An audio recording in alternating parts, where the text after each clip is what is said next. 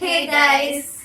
അപ്പോൾ ഇന്നലെ LBS third allotment publish ചെയ്തിട്ടുണ്ട്. നമ്മളെ ഫസ്റ്റ് അലോട്ട്മെന്റ് സെക്കൻഡ് അലോട്ട്മെന്റ് പോലെയല്ല. തേർഡ് അലോട്ട്മെന്റ് എന്ന് പറയുമ്പോൾ നല്ല ക്രൂഷ്യൽ ആയിട്ടുള്ള ഒരു സ്റ്റേജ് ആണ്. തേർഡ് അലോട്ട്മെന്റ് നിങ്ങൾ ഉൾപ്പെട്ടിട്ടുണ്ടെങ്കിൽ ഉറപ്പായിട്ടും നിങ്ങൾ കിട്ടിയ കോളേജിൽ പോയി അഡ്മിഷൻ എടുക്കേണ്ട ഒരു ഘട്ടമാണിത്. അപ്പൊ നിങ്ങൾക്ക് ഒരുപാട് പേർക്ക് ഇതിനെപ്പറ്റി സംശയം കാണും. അതിന്റെ ഒരു ഡീറ്റെയിൽഡ് വീഡിയോ ആയിട്ടാണ് നമ്മൾ ഇന്ന് വന്നേക്കുന്നത്. അതിനായിട്ട് നിങ്ങൾ വെബ്സൈറ്റിൽ പോയി ആപ്ലിക്കേഷൻ നമ്പർ അടിച്ചു കൊടുത്ത് ലോഗിൻ ചെയ്യുക. അത് കഴിഞ്ഞ് രജിസ്ട്രേഷൻ ഐഡിയും പാസ്വേഡും അടിച്ച് നിങ്ങൾ അലോട്ട്മെന്റ് സ്റ്റാറ്റസ് നോക്കുക.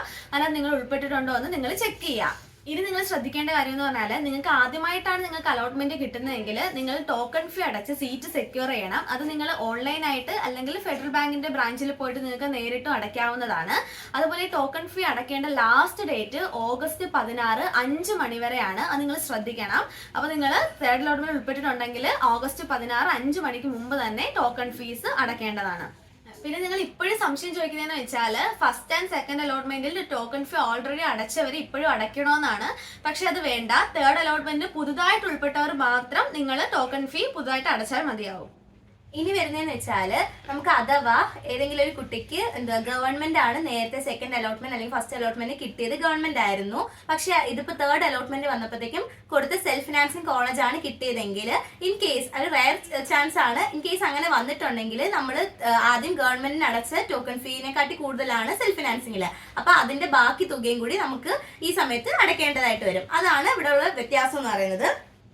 അതുപോലെ തന്നെ ടോക്കൺ ഫീ അടച്ചു കഴിയുമ്പോഴത്തേക്കും നമുക്ക് എന്താണ് അലോട്ട്മെന്റ് മെമ്മോ നമ്മുടെ വെബ്സൈറ്റിൽ അവൈലബിൾ ആയിരിക്കും. അതിന്റെ കൂട്ടത്തിൽ തന്നെ നമുക്കുള്ള എല്ലാ ഡീറ്റെയിൽസും എന്തൊക്കെ ഡോക്യുമെന്റ്സ് ആണ് വേണ്ടതെന്നൊക്കെയുള്ള എല്ലാ ഡീറ്റെയിൽസും അതിനകത്ത് അറ്റാച്ച്ഡ് ആയിരിക്കും. നമുക്കത് വായിച്ചു നോക്കാവുന്നതാണ്. ഇനി അതിനെക്കുറിച്ച് എന്തെങ്കിലും ഡൗട്ട് ഉണ്ടെങ്കിൽ നമ്മൾ നേരത്തെ തന്നെ അതിനെക്കുറിച്ചുള്ള ഒരു വീഡിയോ ചെയ്തിട്ടുണ്ട്. എന്തൊക്കെ ഡോക്യുമെന്റ്സ് വേണമെന്നൊക്കെ പറഞ്ഞുള്ളത് അത് ചെക്കൗട്ട് ചെയ്ത് നോക്കാവുന്നതാണ്. നമ്മൾ നേരത്തെ പറഞ്ഞല്ലോ ഈ തേർഡ് അലോട്ട്മെന്റ് എന്ന് പറയുന്നത് ഒരു ക്രൂഷ്യൽ സ്റ്റേജ് ആണ്. അതായത് തേർഡ് അലോട്ട്മെന്റ് കഴിഞ്ഞാണ് നമ്മൾ അഡ്മിഷൻ എടുക്കാൻ തുടങ്ങേണ്ടത്. അപ്പൊ ഈ തേർഡ് അലോട്ട്മെന്റ് കഴിഞ്ഞിട്ട് അഡ്മിഷൻ എടുക്കാൻ തുടങ്ങുന്നത് വെച്ചാൽ 13/8/2025 അതായത് ഇന്ന് മുതൽ 20/8/2025 വരെയാണ് ലാസ്റ്റ് ഡേറ്റ്. നമുക്ക് കോളേജിൽ ചെന്ന് അഡ്മിഷൻ എടുക്കാനുള്ള ലാസ്റ്റ് ഡേറ്റ് എന്ന് പറയുന്നത്. അലോട്ട്മെന്റ് വന്നിട്ടുള്ള എല്ലാവരും നമ്മുടെ കോളേജ് കിട്ടിയ തേർഡ് അലോട്ട്മെന്റ് വരെ കിട്ടിയ കോളേജിൽ ചെന്നിട്ട് പെർമനന്റ് ആയിട്ട് ഒരു അഡ്മിഷൻ എടുക്കണം. അല്ലെങ്കിൽ നമുക്ക് ഈ അലോട്ട്മെന്റ് മൊത്തത്തിൽ ക്യാൻസൽ ആയിപ്പോ. നമ്മൾ നേരത്തെയും പറഞ്ഞിട്ടുണ്ട്. അതായത് അപ്രൂവ്ഡ് കോളേജസിന്റെ ലിസ്റ്റ് ഇങ്ങനെ LBS അപ്ഡേറ്റ് ചെയ്തുകൊണ്ടേ ഇരിക്കും. ഇനിയും കുറെ അധികം കോളേജസ് വരികയാണെങ്കിൽ നമുക്ക് അത് ആഡ് ചെയ്തിട്ട് അടുത്ത അലോട്ട്മെന്റിന് വേണ്ടിയിട്ട് കൊടുക്കാൻ വേണ്ടി സാധിക്കുന്നതാണ്. പിന്നെ എല്ലാവർക്കും ഉള്ള ഡൗട്ടാണ് നഴ്സിംഗ് കിട്ടിയാൽ നമുക്ക് പാരാമെഡിക്കൽ കോഴ്സിന് അപ്ലൈ ചെയ്ത് ഓപ്ഷൻ രജിസ്റ്റർ ചെയ്യാവോ എന്നുള്ളത്. അത് നമുക്ക് നഴ്സിംഗ് കിട്ടിയാൽ നമുക്ക് പാരാമെഡിക്കൽ കോഴ്സസിന് അപ്ലൈ ചെയ്യാവുന്നതാണ്. അപ്പൊ അടുത്തതായി പറയുന്നത് അഡ്മിഷൻ എടുക്കുമ്പോൾ ശ്രദ്ധിക്കേണ്ട കാര്യങ്ങൾ എന്തൊക്കെയാണെന്നാണ്.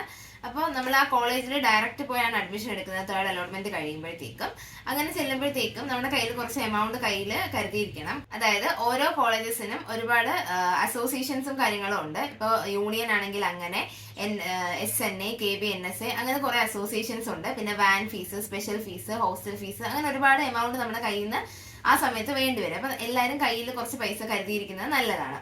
അതുപോലെ പറയാനാണെങ്കിൽ രജിസ്ട്രേഷൻ സമയത്ത് നമ്മൾ അപ്ലോഡ് ചെയ്തിട്ടുള്ള ഒരുപാട് ഡോക്യുമെന്റ്സ് ഉണ്ട്.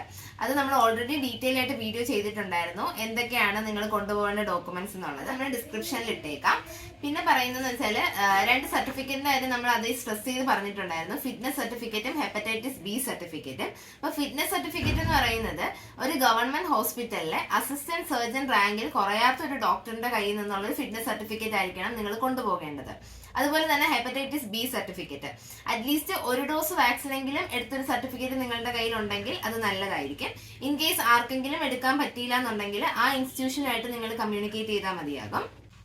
ഇനി ഏറ്റവും ഇമ്പോർട്ടന്റ് ആയിട്ട് പറയാനുള്ള കാര്യം എന്ന് പറയുന്നത് നിങ്ങൾ സെൽഫ് ഫിനാൻസിങ് കോളേജിലോ അല്ലെങ്കിൽ നിങ്ങൾക്ക് താല്പര്യമില്ലാത്ത ഒരു കോളേജിലാണ് നിങ്ങൾക്ക് അഡ്മിഷൻ എടുക്കേണ്ടി വരുന്നതെന്നുണ്ടെങ്കിൽ അവിടെ നിന്ന് നിർബന്ധമായി നിങ്ങൾ NOC സർട്ടിഫിക്കറ്റ് വാങ്ങിയിട്ടുണ്ടായിരിക്കണം. NOC സർട്ടിഫിക്കറ്റ് എന്ന് പറയുന്നത് നോൺ ഒബ്ജക്ഷൻ സർട്ടിഫിക്കറ്റ് ആണ്. നമ്മൾ ആ കോളേജിൽ നിന്നും ഈ NOC സർട്ടിഫിക്കറ്റ് വാങ്ങിയാൽ മാത്രമേ നമുക്ക് തുടർന്ന് വരുന്ന സ്പോട്ട് അല്ലെങ്കിൽ സ്പെഷ്യൽ അലോട്ട്മെന്റിൽ പങ്കെടുക്കാൻ വേണ്ടി പറ്റത്തുള്ളൂ. അപ്പൊ നിർബന്ധമായും നിങ്ങൾ ആ കോളേജിൽ അന്വേഷിക്കുക NOC സർട്ടിഫിക്കറ്റ് തരുമോ എന്നുള്ളത്.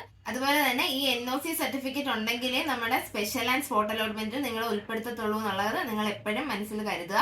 അപ്പൊ ഇഷ്ടമില്ലാത്തൊരു കോളേജാണ് കിട്ടുന്നതെന്നുണ്ടെങ്കിൽ നിർബന്ധമായും NOC സർട്ടിഫിക്കറ്റ് വാങ്ങും. ഇത് സ്ട്രെസ് ചെയ്ത് പറയാണ്, അത് നിങ്ങൾ മറന്നു പോകരുത്. പിന്നെ കുറെ പേര് കഴിഞ്ഞ നമ്മുടെ ഗ്രാൻസിന്റെ വീഡിയോ ഇട്ടപ്പോഴത്തേക്കും കുറെ പേര് ഇങ്ങനെ ഡൗട്ട് വെച്ചിട്ടുണ്ടായിരുന്നു. അതായത് മെറിറ്റ് സീറ്റ് കയറുന്നതെന്ന് ഉദ്ദേശിച്ചത് സെൽഫ് ഫിനാൻസിങ്ങിൽ തന്നെ LBS വഴി കയറുന്നവരാണോന്ന് ആണ്. LBS വഴി നമുക്ക് സെൽഫ് ഫിനാൻസിങ് കോളേജിലൊക്കെ അഡ്മിഷൻ കിട്ടുന്നവർക്കാണ് മെറിറ്റ് സീറ്റ് എന്ന് നമ്മൾ ഉദ്ദേശിച്ചത്. അവർക്കാണ് ഗ്രാൻസ് കിട്ടാനുള്ള അർഹതയുള്ളത്. NRI കോട്ടെ അങ്ങനെ മാനേജ്മെന്റ് വഴിയൊന്നും കയറുന്നവർക്ക് അങ്ങനെ കിട്ടത്തില്ല. അപ്പൊ തേർഡ് അലോട്ട്മെന്റ് ഒക്കെ വന്നു, ഇനി എല്ലാവരും അഡ്മിഷന്റെ തിരക്കിലായിരിക്കും. അപ്പൊ ഒരുപാട് സംശയങ്ങളൊക്കെ നിങ്ങൾക്ക് കാണും. എന്ത് സംശയം ഉണ്ടെങ്കിലും നിങ്ങൾ നമ്മുടെ കമന്റ് ബോക്സിലോ അല്ലെങ്കിൽ ഇൻസ്റ്റഗ്രാമിലോ DM ചെയ്താൽ മതിയാവും. അപ്പൊ ഇന്നത്തെ വീഡിയോ ഇത്രയേ ഉള്ളൂ. ബൈ.